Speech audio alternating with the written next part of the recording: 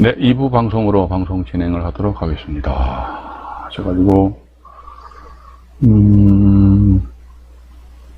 여기 보시니까 좋아요 안 누르셔도 됩니다. 봐가지고 저도 이제 요즘 서서히 좀 힘이 드는 것 같아요. 봐가지고 서서히 힘이 들어가지고 하여튼 뭐 근데 그런데 원래는 막 다른 채널 보니까 막 구독과 좋아요, 저도 뭐 영상을 끝나면 구독과 좋아요 이야기하는데 그냥 다른 데서 뭐 구독과 좋아요 알림 설정을 해주시면 네, 대단히 감사하겠습니다 이런 걸 막 말을 하래요. 그래야 사람들이 눌러준대요. 그런데 뭐 저는 뭐 다른 채널 보고 나서 뭐 구독 안 하는데 뭐 귀찮은데 그래? 하여튼 뭐 어쨌든 뭐 우리 대찬 선생님하고 최선생님 뭐 감사합니다. 우리 강소원 어머니도 감사하고요. 어쨌든 봐가지고 관심을 가져주시니까 대단히 감사하다라는 그런 말씀 드리고 싶습니다. 그리고, 자, 그럼 아까 뭡니까.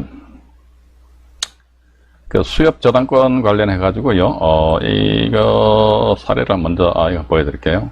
이 사건 같은 경우니까 다시 한 번 더 정리해 드리겠습니다. 강제경매 신청과 이제 대입변제 사례 해가지고 98년도 5월달 이게 수협이에요, 수협. 수협에서 저당권 설정하였고, 임차인이 처가 전입신고했잖아요. 그래서 개인입니다, 개인. 개인이 저당권 설정했고, 임차인 본인이 전입신고했어요. 보증금 7천만 원은 확정일자 없다 말씀드렸잖아요. 그죠? 이 상태에서 제가 화면을 좀 조정해 드릴게요. 잠깐만요. 네.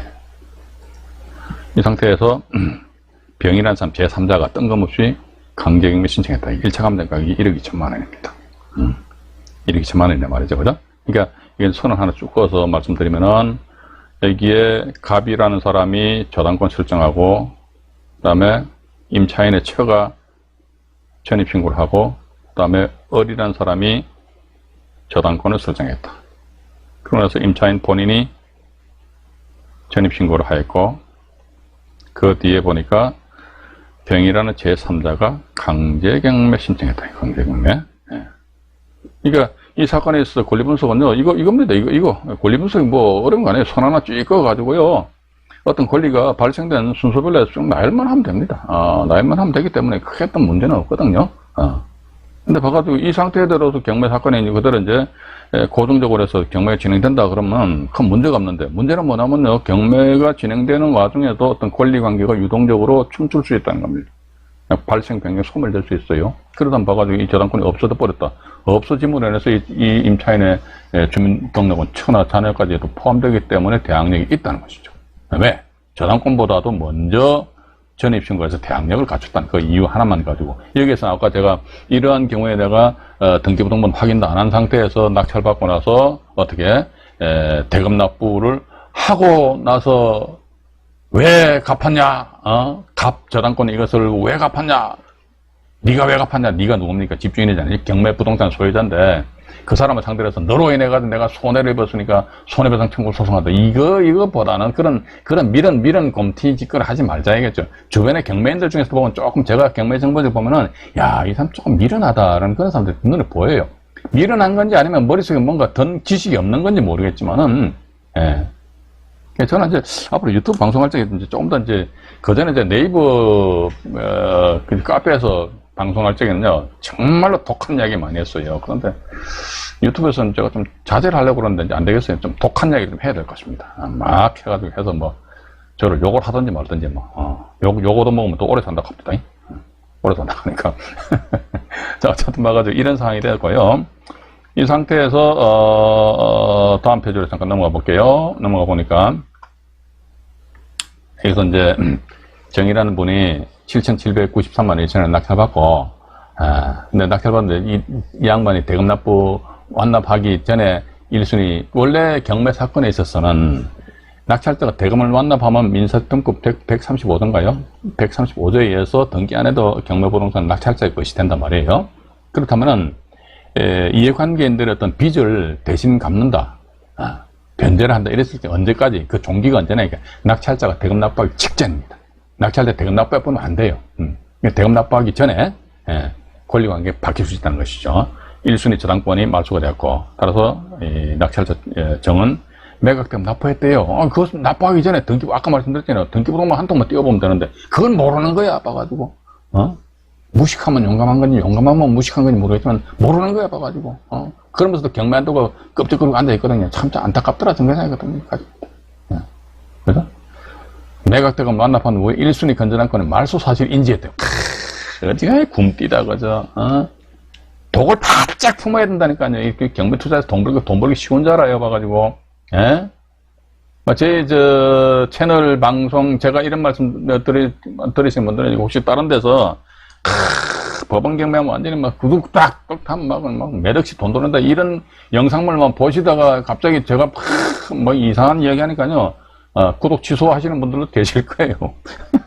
구독 취소하시고 나가서 전 그냥 싫어해 봐가지고. 봐가지고 이게 참 답답한 거야 봐가지고 이것도 모르면서 경매한다고 앉아있으니 말이지. 그래서 보니까 경매 부동산 소유자가 건전한권을 말소시킨 사실을 안 후에 그자를 상대로 손해배상. 제가 이런 비유를 들잖아요. 이게 제 왼쪽 어깨입니다. 왼쪽 어깨가 가려워요. 그러면 어디를 긁어야 됩니까? 왼쪽을 긁어야 되죠, 그죠? 근데 여기는 안 긁어. 그리고 어디를 긁어? 여기를 긁어. 그럼 여기서 오른쪽 어깨에서 뭐가 납니까? 피 나잖아. 피 보는 거지, 뭐. 우리가 경매 투자를 하며 있어가지고 다들 뭐 피 보려고 경매 투자하니까 그건 아니잖아요. 돈 벌려고 꼭 경매 투자를 하는데 어찌어찌 하다 보니까, 이런 식으로 해가지고, 그러니까 이거는 제가 볼 때 이 사건을 손해배상 청구 소송까지 이게 진행시켰다는 것은 뭔지는 모르겠지만 이게 그 전 단계를 해가지고 뭐, 어떤 조치할 수 있는 사안도 충분히 있음에도 불구하고 이렇게, 이런 조치를 취했다는 것 자체가 좀 안타깝다라는 걸 생각하면서 지금 현재 두 번째는요, 이것도 이미 좀 오래된 사건입니다. 어정부지방법원 2009 타경의 5,790호 강제경매 사건인데요. 이것도 보면 참 기도 안 찬 사건입니다. 정말로 기도 안 찬 사건이에요. 이런 정신 상태, 이런 시식 수준 가지고 경매 투자, 요즘은 아마 이런 분들은 안 계시겠지요. 그죠? 2009 타경이니까, 이때는 2010년도니까, 지금부터 10년 전이니까, 그때는 뭐 유튜브 상에서도 뭐 이런 영상물도 많이 없고, 그러니까, 그잖아요, 그죠? 어디 가서 돈 내고 수업 떴더니 돈이 아깝고 말이지. 이러다 보니까, 짜집기식으로 대충 배워가지고 휙 들어가다 보니까 으악 해가지고 말이지. 몇백만 원, 몇십만 원 뚝 사먹는 거예요. 그런 분들 많이 계셨습니다. 근데 요즘은 안 계실 거예요. 근데 일단, 어등부의 사건인데요. 이 사건 관련해가지고, 먼저 제가 자료를 좀 정리를 해놨습니다. 이거 좀 보여드릴게요.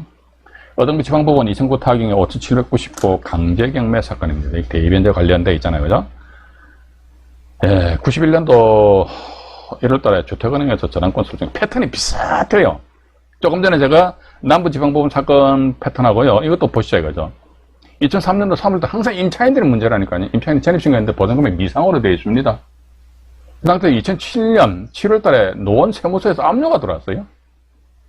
그다음에 그해 9월달에 서울보증보험에서 가압류 특권을 하고 서울보증보험에서 본안소송에 의한 판결문 가지고 짠 강제경매 신청해버렸습니다. 자, 여기 보니까 패턴 있잖아요. 주택은행 저당권 임차인 말소기준 권리거든요. 이것 보시면은 저당권이 있고 임차인이 전입신고를 하였고 그 다음에 말소기준 권리는 압류 등기된 상태에서 보니까 이게 강제경매, 아까 말씀 안 드렸습니까? 강제경매, 일부에서 말씀드렸습니다. 강제경매가 진행된다. 이리 하였을 경우에 경매 신청 누가 했노고 또 뜬금없이 제3자가 경매 신청하였다. 근데 저당권과 전입과 압류가 이렇게 압류가 되어 있다. 그러면 일단 1차적인 말소기준 권리요. 저당권이 1차적인 말소기준 권리거든요. 근데 여기 죽어버리면요. 말소기준 권리, 압류, 여기 말소기준 권리도 후퇴해버리잖아요. 그죠? 네. 이게 죽어버린다면은 노원 세무서 압류가 안에 말소기준 권리 되면서 이 김모 씨는 말이죠. 낙찰자한테 으악 해서 대항을 할 수가 있는 그런 지위를 가진다는 것이죠. 근데 이거 보니까 우리가 이런 걸 좀 눈여겨보셔야 될 것 같습니다. 설정액이 얼마입니까? 1,300만 원이지요. 1,300만 원이잖아요. 91년도인데 이게 2000년도니까 10년 전에 1,300이라면 아마 130% 설정한다면 원금은 한 돈 1,000만 원 정도 되는데, 1,000만 원 또 원금 좀 갚았으면 1,000만 원 이하로 또 될 거 아닙니까? 그죠? 근데 이분 같은 경우는 이제 임차인은요, 이게 전입신고가 이게 엄청 큰 위력을 발휘합니다. 진짜입니다, 이게. 전세권보다 훨씬 큰 힘을 발휘한다는 것이죠. 그래서 임차인한테 전입신고가 정말로 중요합니다. 정말로 중요하기 때문에 예. 그래서 근데 보증금은 또 미상으로 나와 있거든요. 보증금 미상으로 나와 있다 하더라. 보증금 미상의 물건에 있어서 우리는 어떻게 접근해야 될 것이냐.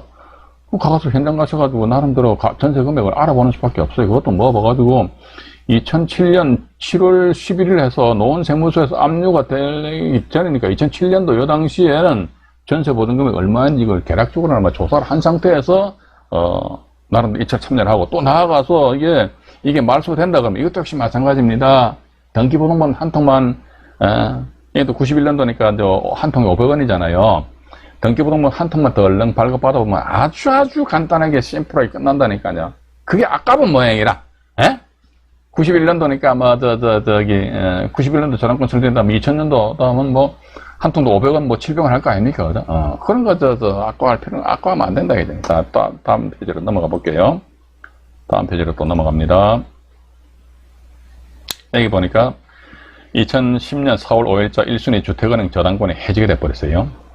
그러면서 7번에 보시니까 2010년 4월 5일이죠. 임차인 김모 씨가 대의변제 확인서를 법원에 제출했답니다.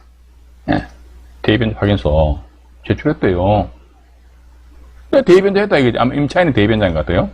그러면서 보니까 여기에 법원에서 작성한 문건 내역입니다. 문건 내역인데 보시면은 2010년 4월 5일이죠, 그죠? 임차인 김땡땡 대의변제 확인 제출. 이것도 문건 접수 송달 내역 보면 다 나와 있다는 것이지요. 그죠? 근데 이게 안 보이는 모양이라. 참 신기해. 자, 다시 이제 8번 넘어갈게요. 8번 보니까 4월 5일날 해지가 되면서 4월 6일날 이게 1순위 주택은행 저당권을 이제 말소가 됐어요. 또 등기부등본 좀 나옵니다. 이제 그러면 여기 나와 있네. 여기 보시면은 밑에 나와 있잖아요. 건저당권 설정해가지고요.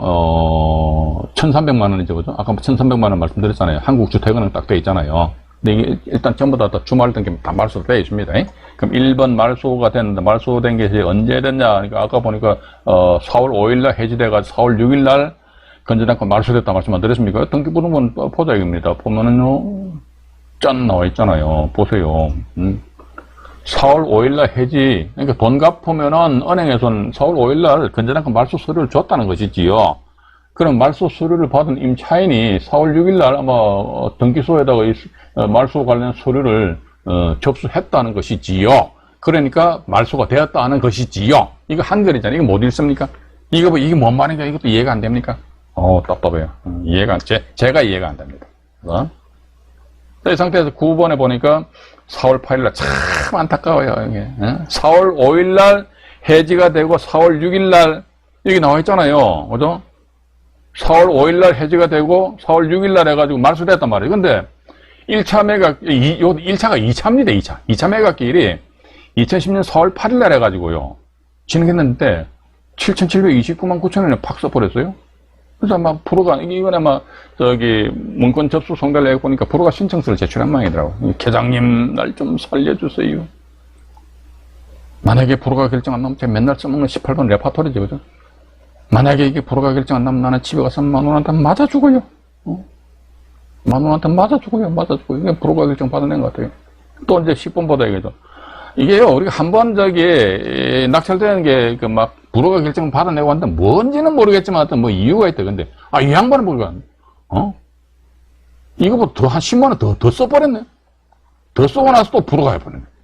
이번에는 난 완전히 집에 가는 완전히 막 사망입니다. 사망. 그래서 또 법원에서 프로가 결정 내려준 모양입니다. 불쌍하게 봐가지고. 근데 11분 보자겠죠. 또 보니까 또 누가 참 7월 22일 날에 6천만 원에 또 누가 탁 낙찰 받는 대감 납부 안 할 뻔해. 우와, 용감하게. 근데 보세요. 위에 분도 보니까 뒤에 끝전으로 200원짜리 보고, 이분들은 정말로 이 물건 낙찰 받고 싶으신 분들이에요. 이거 보니까 이분 더 하시네. 99,990원 썼어. 그죠? 난 이거 낙찰 받았는데. 그렇게 이탈 금액 결정하는데 이렇게 고민한 상태에서 왜 대감 납부를 안 했을까? 이렇게 밑에 보면요. 여기 보시게 되면 이제 최종적으로 5,450만 원에 낙찰받은 다음에 11월 9일날 대금을 완납하고 본 사건이 이제 종결되었다. 맞아?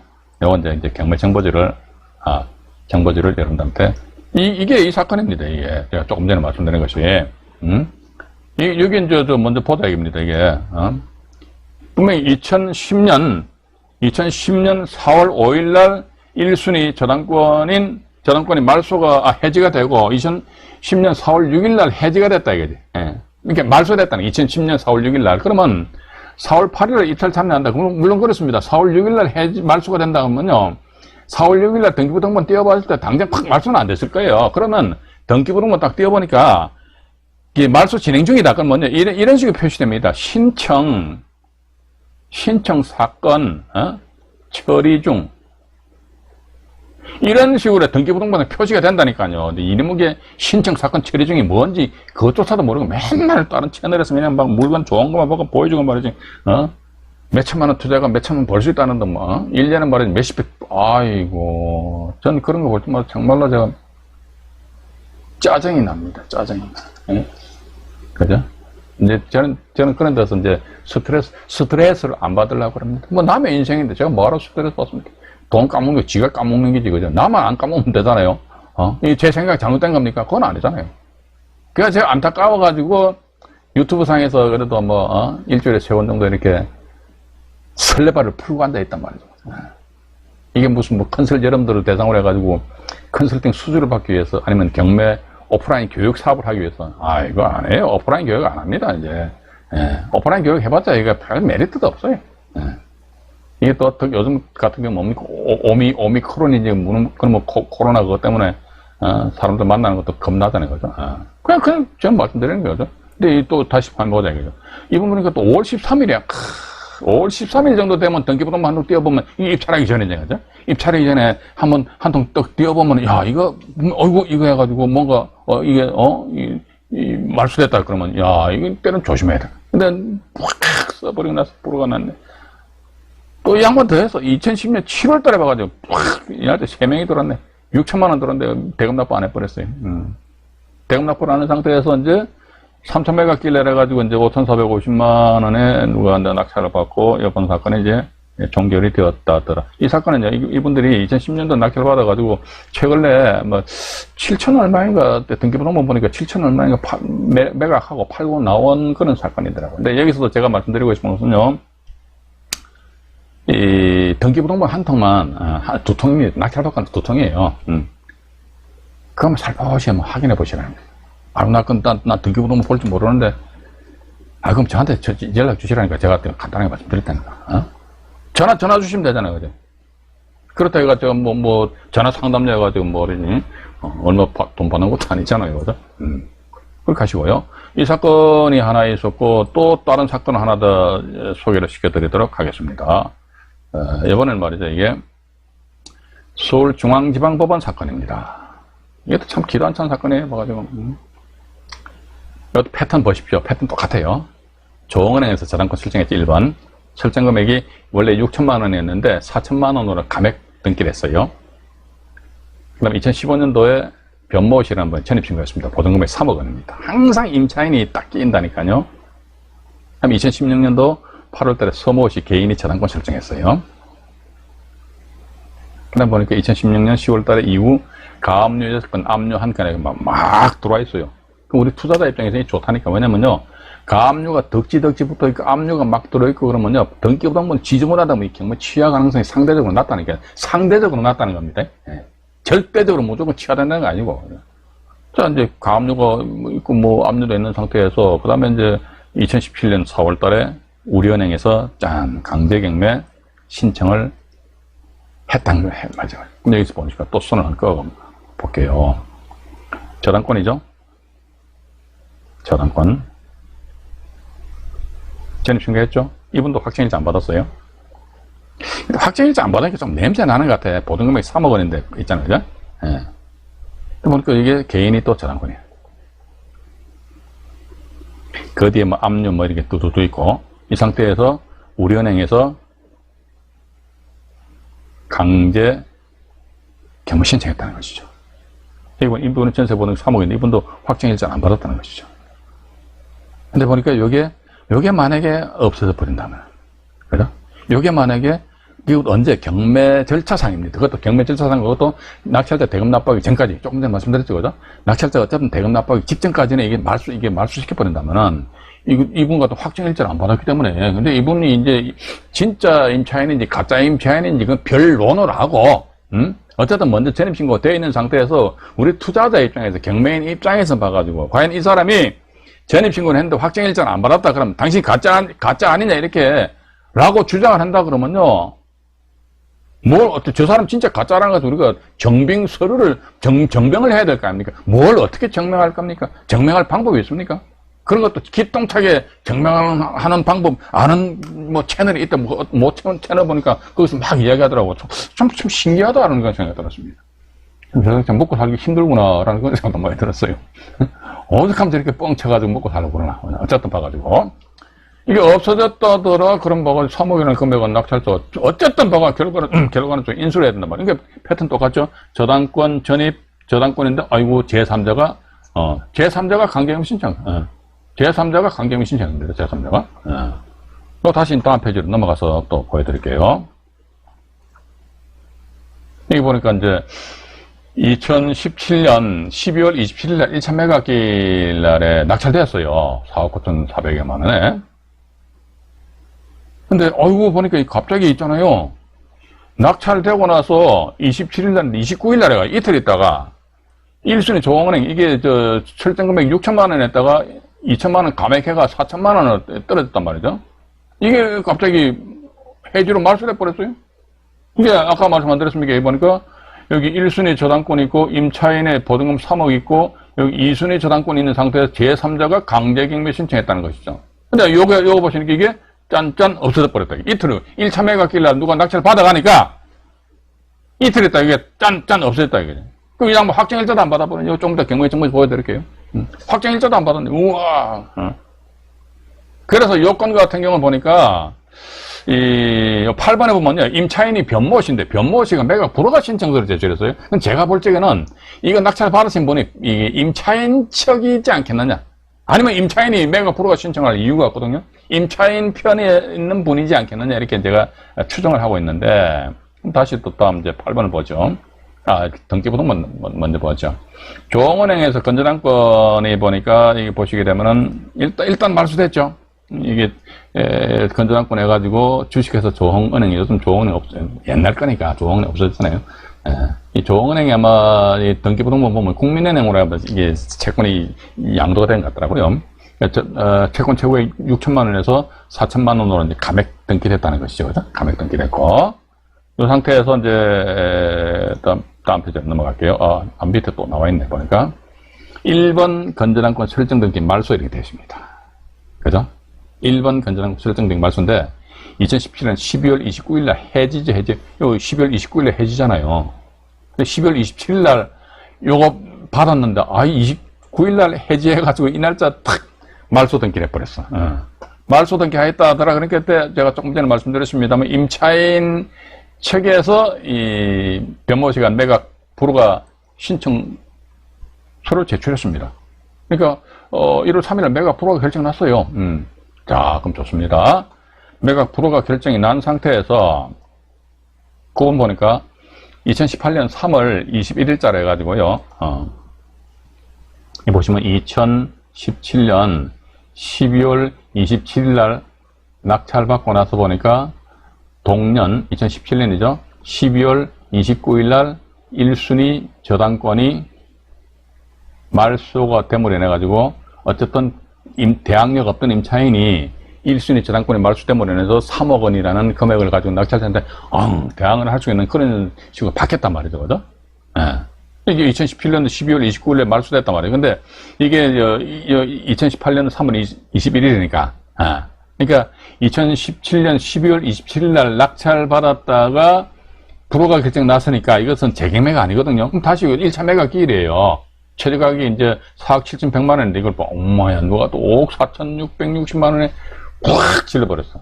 저도 이 사건 직접 봤어요. 보고 나서 어쨌든 눈에 보이는 대항력 있는 임차인 보증금 얼마? 3억이다. 3억은 이거 낙찰자 인수해야 되는데 이거 왜 1차 가격이 4억 7천만 원인데 5억 4천 안 맞는데 이 강남구 삼성동 쪽에 빌라인데 암만 그렇다 할지라도, 물론 그렇죠. 미래 가치를 보고, 입찰 가격 결정할 수는 있는 것 같아요. 내가 돈만 있으면 돼요. 맨날 떨어져. 그럼 어떡한다더라. 에이, 씨 하면서 어떡하면 됩니까? 정상적인 거래가격 10억인데 내가 15억 쓰면 되잖아요. 15억 쓰고 나서 한 10년 기다려봐요. 기다리면 된다니까. 그러면 15억 아니라 20억 될 수 있겠죠. 그러나 그런 투자 마인드는 제가 볼 때는 대단히 미련 곰티 같은 그런 마인드도 저는 그렇게 보고 있습니다. 그거는 논할 가치조차도 없는 것이고. 그래서 이제 이번에 낙찰 받았어요. 그래가지고 10분에 보니까 아니나 다를까 딱 보고 이 양반이 대금 납부할까 근데 보니까 3월 21일 날 입찰했으니까 3월 28일 날 매각 허가 결정 나버렸어요. 허가 결정 났으니까 법원에서 이제 경매 절차에 진행되잖아요. 그러니까 대금 납부하라겠죠. 이게 대금 납부를 못하지, 당연히. 대금 납부할 수가 없죠. 대금 납부 어떻게 합니까? 3억 원이라는 이 임차인의 보증금액을 끌어안아야 된다. 그런, 사태가 발생되기 때문에. 그래서 밑에 보니까 또 이제, 14번에 보니까 4차 매각기일 날 해가지고요. 누가 3억 3,800만 원에 낙찰이 되는 것 같습니다. 그래서 이제 맨 밑에 보시면요. 2018년 3월 21일자, 이 날짜 입찰자는 입찰보증금 최저 1차 최저 매각 금액이 4억 7,100만 원이니까 이 금액의 몇 프로? 10%인 얼마죠? 4,710만 원입니다. 4,710만 원은 어떻게? 몰수당한다. 그죠? 몰수당한다. 그래서 이게, 이런 사실관계도 이게 우리가 안 그렇습니다. 이런 경우도 보면은 분명히 2017년 12월 29일 날 1순위 저당권이 말소됐다 이거죠. 그러면 2018년 3월 달 같으면 이미 등기부등본 한 통 띄워보게 되면은 최선순위 저당권이 말소된 사실을 우리가 분명히 인지를 할 수가 있어요. 인지를 할 수가 있음에도 불구하고 입찰 들어가서 낙찰 받았다는 것은 이분은 뭐다? 입찰하기 직전에 부동산 등기부등본을 확인하지 않았다는 것이지요. 그죠? 그래서 우리는 여러분들 아니십니까? 저나 여러분들이나 뭐 1년에 뭐 경매 입찰하는데 100건을 하겠습니까? 200건을 하겠습니까? 그건 아니잖아요. 그죠? 분기에 한 건, 요즘 또 세금이 무서워가지고, 쉽사리 못 하잖아요. 그러니까, 등기부등본 한 통 발급받는, 뭐, 한 통에 700원 같으면 10통 뭐 얼마면 7,000원 밖에 안 하네. 뭐, 껌값이네, 껌값. 그죠? 이게 아까워요. 이게 아깝다면 경매하면 안 되지. 7,000원 아깝다고 하면 어떻게 경매를 합니까? 가만히 앉아 계셔야지. 그죠? 그래서, 이 건 관련된 경매 청보지를 여러분들한테 보여드리면서 오늘 방송을 마쳐드리도록 하겠습니다. 이 물건입니다. 서울중앙지방법원이고요. 2017 타경에 4059 물건번호 3번입니다. 3번인데 보니까 여기 보시면 아까 제가 파워포인트에서 말씀드렸기 때문에 이거 정보지로 간단하게 말씀드릴게요. 이게 이분이 아마 임차인하고 같은 소위 편인 하여튼 아는 사람 같아요. 근데 4억 7,100만 원인데 4억 9,400만 원 썼단 말이에요. 그런데 27일 날 썼는데 29일 날 12월 29일 날 아까 등기부등본 또 보여드렸잖아요. 그죠? 12월 29일 날 말소돼 버렸어. 저당권이. 그러니까 불허가 신청해 불허가 결정 나버렸어요. 그럼 우리가 뭐 특히 뭐다? 내가 입찰 참여하고자 하는데 어떤 이 사건에 불허가 결정 났네? 그러면 불허가 사유가 뭔가 우리가 골똘히 한번 고민하고 연구를 해봐야 됩니다. 예. 근데 봐가지고 다시 신건이잖아요. 그러니까 4억 7,100만 원인데 이분이 말이지 우악 하고 5억 4,660만 원 확 찔러버렸네. 우악 허가 났는데 대금 납부 못했잖아. 얼마짜리 그러면 4,710만 원짜리 떡이란 뭐하니까 입찰 보증금 몰수를 당하셨고 그러면서 계속 유찰되다가 보니까 김모 씨에 해가지고 3억 3,800만 원에 낙찰받고 대금 납부 허가가 나니까 대금 납부하고 본 사건이 이제 완결되었다. 일단 그렇게 우리는 보면 되거든요. 이 건도 역시 마찬가지입니다. 제가 조금 전에 의정부지방법원 그 사건도 보면은 임차인이 아예 대위변제 확인서를 제출했다고 이렇게 나와 있고, 그죠? 또 나아가서 등기부등본을 보게 되면은 이 사건이 등기부등본 제대로 정리가 안 된다 그러면은 신청사건 처리 중에 이렇게 분명히 표시가 돼요. 그러면 신청사건 처리 중이라면 도대체 어떤 사건이냐 말이죠. 어떤 등기가 그걸 우리 알아봐야 될 거 아닙니까? 그죠? 그걸 알아보는 거 모르겠어. 그럼 입찰하면 안 되죠. 저는 그렇게 봅니다. 저는 그렇게 해요. 근데 제가 여기서 말씀드린 내용이 완전히 뭐 경매 바이블이다. 절대 그거 아닙니다. 저는 그렇게 안 한다. 그런데 아니야. 안종이 니는 그렇게 해도 나는 이렇게 할 거야. 하세요. 괜찮습니다. 그럼 여러분들 자유니까. 그죠? 하시고, 다음 밑으로 또 내려보니까, 권리관계 좀 복잡하잖아요. 그죠? 여기 보니까, 여기 등기부등본상, 경매정보지상에는요, 여기 저당권이 2016년도 이렇게 나와 있어요. 근데 앞에, 아까 사실은 보니까, 저당권 해가지고, 6천만원짜리가 4천만원짜리로 감액된 저당권이 있었는데, 그게 1차 매각기일한 2017년 12월 27일날 낙찰되고 나니까 12월 29일날 해가지고, 여기 말소됐기 때문에 이게 2순위 저당권이 나온다는 것이지요. 2순위 저당권자가 1순위로 해서 올라오면서 이제 하나의 소멸 기준 권리가 되는데, 여기에서 보시게 되면은 임차인 이분이 있지 않습니까? 이분 같은 경우 보니까 2015년도잖아요. 2015년도에, 그전에는 이게 저당권이 있을 때 대항력이 없었어요. 그런데 이게 순순히 저당권이 없어짐으로 인해서 대항력이 있고, 보증금 3억인데 확정일자가 없는 걸로 이렇게 나왔잖아요. 그죠? 근데 보니까 제가 아까도 말씀드렸는데, 전세 보증금액이 3억 원에다가 확정일자가 없다고 하면 조금 냄새는 나요. 그런데 우리가, 냄새 나는 게 가짜겠지. 이렇게 판단하면 낭패 볼 수도 있다는 겁니다. 확정일자 안 받을 수도 있잖아요. 그죠?